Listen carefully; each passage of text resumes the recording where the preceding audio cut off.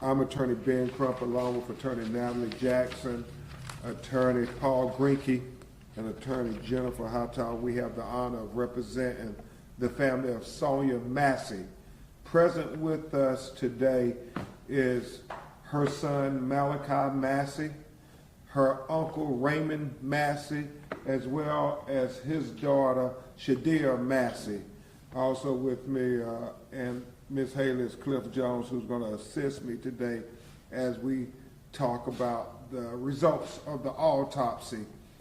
Before we do that, I want to also talk about an update as we continue to probe and find out all the reasons why this tragedy happened leading up before the killing and the aftermath of the killing. We talked about how the family wanted a thorough investigation as to why they didn't know until 24 hours later that the person who had shot Sonya Massey was a law enforcement official. Why weren't they told that from the very beginning when they showed up asking who did this? Malachi talked about how he was on the phone with the hospital officials, and he kept asking, they kept saying somebody shot her in her face, and told him in graphic detail at 5 o'clock in the morning what happened to his mother, but never told him who. Shadia and Jimmy went to the house at 6 a.m. that morning where law enforcement was all around. They kept asking the questions, who did this? What happened? Nobody told them that it was the sheriff's deputy, Sean Grayson, who had shot her in the face. They seemed to be led to believe that it was some prowler or something, because they started asking questions. Every time they would ask questions, they would be given questions. What was the history between her and the neighbor? And so it was troubling. So we wanted investigation. And I say we, the family, passionately wanted an investigation into that there, because they are suspicious of everybody and everything. Wouldn't you be if this happened to your daughter, your mother? And then we talked with the Department of Justice because we want to know more about the history of this sheriff's deputy who so flagrantly and senselessly shot and killed Sonya Massey with no remorse, no humanity after he did it, evidenced by the video. People contacted our office since we've had the press conferences, Teresa, and this is why we continue to try to fight not only in the court of law, but in the court of public opinion, because we know we have to fight to get justice. We don't assume that it's just going to happen for black people in America. Even when we got all the evidence in the world, all the visual evidence in the world, we still don't take it for granted. We know the lessons of Laquan McDonald and how the officer got a slap on the wrist, even though that evidence was on video, ocular proof of the crime. And we have been made aware that there were unsubstantiated allegations of excessive force by this officer allegedly on 2 occasions.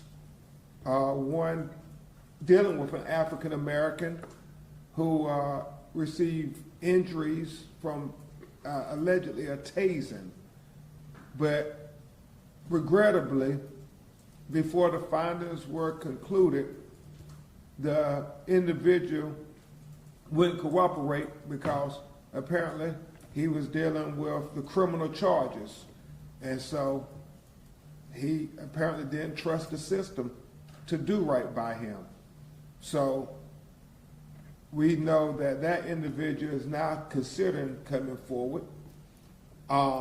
Even though you have to understand, a lot of people, a lot of minorities in America don't come forward for many reasons. They don't call the police for many reasons because things normally don't turn out good for us when we call the police. Obviously, Sonya Massey is exhibit one, but we're hoping and encouraging him to come forward and tell what happened with his interaction with Deputy Sean Grayson. And then the other individual we know is out there. We don't know what this situation is, but apparently they also complained about excessive, unnecessary force inflicted by the deputy. And the question really goes back to what Sonya's father, Mr. Wilburn, said.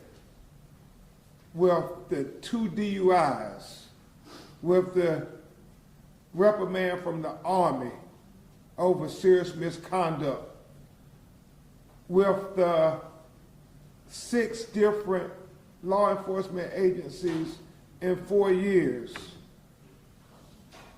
with whatever answers he answered in the questionnaires when he was interviewing for the job. When you asked about why did you leave this department, why did you resign from this, were there red flags missed? And should he have been hired in the first place by the sheriff's department? Those questions only get louder. You know, Malachi and Cliff Jones and us, we asked that question, you know, DUI guilty convictions? How do you even have a driver's license? Much less getting a job as a sheriff's deputy. Many questions to be answered, and so we will be sending the formal letter to the Department of Justice with those things that we have been made aware of, and they have promised the family that they will work with the local agencies and they will try to get answers to all of these allegations of other instances of excessive force. And before you hear from Uncle Raymond Massey and Shadia Massey, and finally from Malachi Massey, we want to take a few minutes to go over the autopsy report because I think it's important. And Teresa, I'll tell you when to turn it over. And you all, I want to thank State Attorney John Heiser for making sure he got the autopsy to the family for transparency and that he's providing it to you all. Even though the family takes great exception with the Sheriff's Department, they have been very grateful that Mr. Heiser's office has tried to be very transparent and very respectful to them as victims. And so he made sure that this autopsy report was released, and it should give you a lot of the things, answer a lot of the questions that you all asked previously.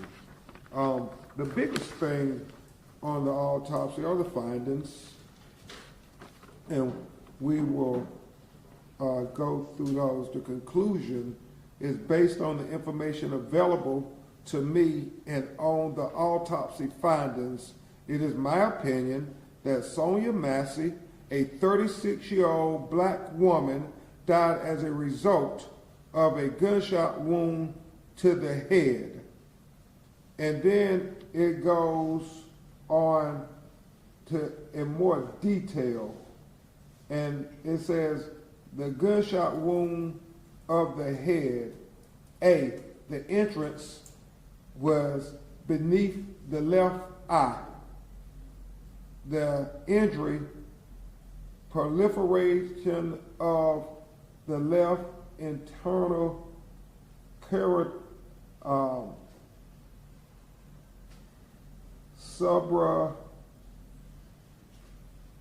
I'm looking at this word because I know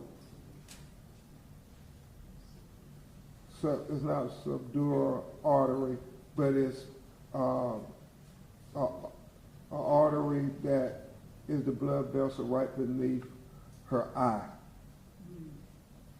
The exit, posterior left surface of the upper neck. Associated injuries, skull fracture, subdural hemorrhaging. Direction, front to back, downward and slightly right to left. Range, no soot or gunpowder stippling on the skin. If you could turn it over. And I would tell you, they had an anatomical model that is very important. Here, obviously, you have Sonya Massey with her beautiful smile. But you have, as they said, the injury right beneath the left eye. And then they talk about how the exit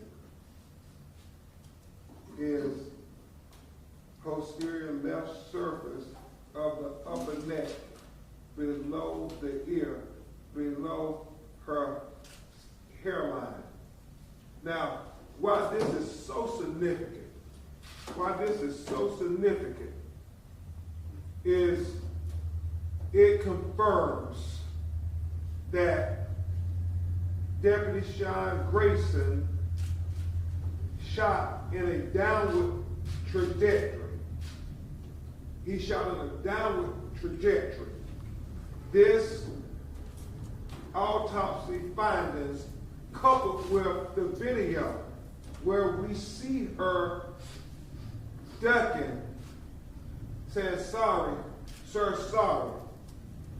He shot when she's making a motion coming up. That's how you get the downward trajectory. And you see on the video his arms. He aims down. He literally aims down. You see his arms brace in a downward trajectory. And we know that he walked 2 to 3 steps to his right, out away from the counter, where it was, we believe, from objective observation, to get a better shot at Sonya Massey.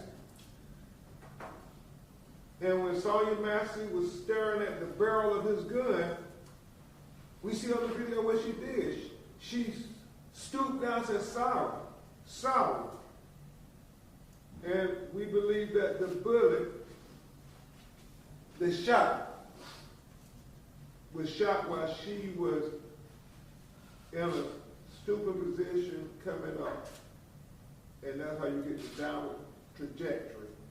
And the autopsy confirms what everybody already knew on the video, that this was just a senseless, unnecessary, excessive use of force. Completely unnecessary. Certainly not justified. I mean, how can you justify this? She's all of 5'1", 110 pounds. He's approximately 6'5" tall, approximately 260 pounds. Completely excessive. Completely excessive. And so we will continue to provide you updates, evidence as we get it, because we're not taking for granted that America want see Sonya Massey like Deputy Sean Grayson saw her. We want to make sure that America sees her as a human being worthy of dignity and respect and consideration. We don't take it for granted. Your actions speak so loud, we need not hear your words. And until we get a conviction and a sentence, we will continue to keep our foot on the gas and full steam ahead and fight for justice for Sonya Massey.